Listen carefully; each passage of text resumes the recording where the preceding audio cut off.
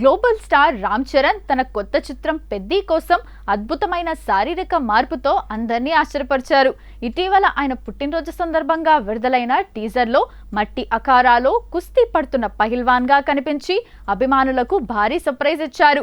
గ్రామీణ క్రికెటర్ గా కనిపించిన చరణ్ ఒక్కసారిగా ఈ రఫ్ అండ్ టఫ్ లుక్ లో దర్శనమివ్వడంతో సోషల్ మీడియాలో ఆయన ట్రాన్స్ఫర్మేషన్ హాట్ టాపిక్ గా మారింది.